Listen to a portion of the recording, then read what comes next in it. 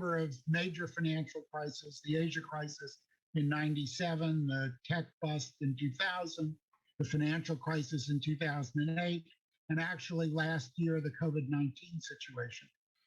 Yeah. Are there specific things you learn about managements or companies that you look for in those crises? Yeah. Well, so as you said, in my 24 years of managing Himalaya Capital, we have gone through several of those big crises. Each time when that happens, it was billed as once in a century crisis. It probably was, except it happens on a time frame of every 5 to 10 years. So the financial market boom and bust has been a constant phenomenon since the beginning of the financial market several hundred years ago.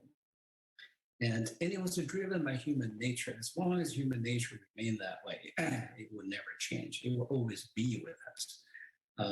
Now, as a product of evolution, we humans are basically run not necessarily in a very rational way. Now, we're very good at rationalization, but we're really not very good at being rational.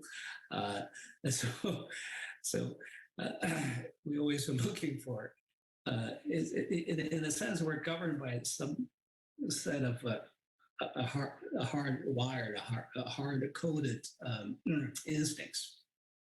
And we're looking for a zero sum, and we're looking for fast money, and then you get really totally scared when things goes against you. So that's basic sense of greed and fear would always drive the financial market up and down. Particularly when it comes to money, humans are very funny in a sense. They tend to evoke the primal part of human nature. And so particularly related to financial market, a security market, money, that human tendency of the extreme instincts become more amplified and more extreme.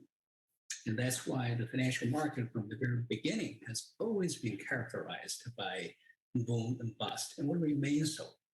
Now, how do you deal with such an environment that will be constant? Well, one way to deal with that is to anticipate that always on the corner at all times. And that's basically our attitude, that financial crisis will happen all the time. People will always be driven by fear, by euphoria, by this extreme kind of up and downs.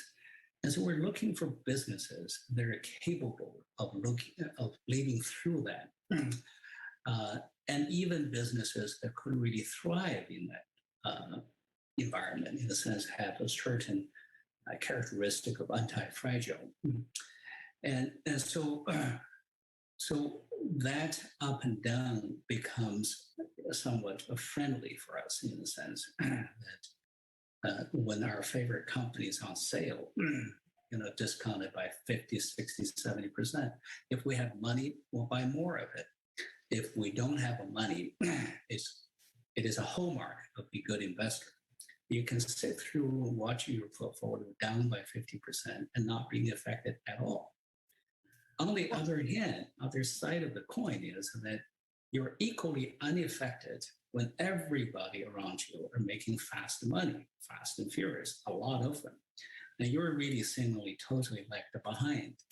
And so, and that's really part of the temperament that most people don't have. And that's why not everybody can succeed in this game of investment.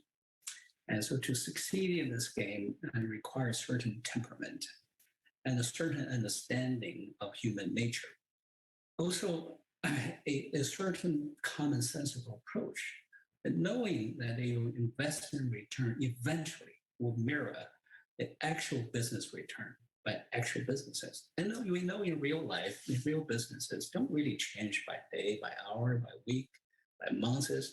It took years for them to really either go up or down. And so you should expect your investment result to come in over slowly, gradually over a long period of time. So the short-term phenomena should not really impact you as much, either on the up or on down. And so if you have that basic temperament and basic approaches, what you're going to find is that both the euphoria as well as the crush actually can serve you well. And this is really going back to Ben Graham's basic concept of Mr. Market that is there to serve you, not to instruct you. Except in real game of investment, those phenomena, both on the up and down, tend to be quite extreme and testing. And so the other thing that will be very testing is that you really do need to understand the business itself. And if you really try to pretend you understand, and you're really driven by something else other than deep understanding, you'll be tested. And so that's the salient nature of the financial market. I sometimes almost feel that they exist to catch human weaknesses. That if you really don't understand something that you pretend to, you will be busted at some point. But if you truly understand, you will be able to add when the security really down 50, 60, 70%. Yeah, can I actually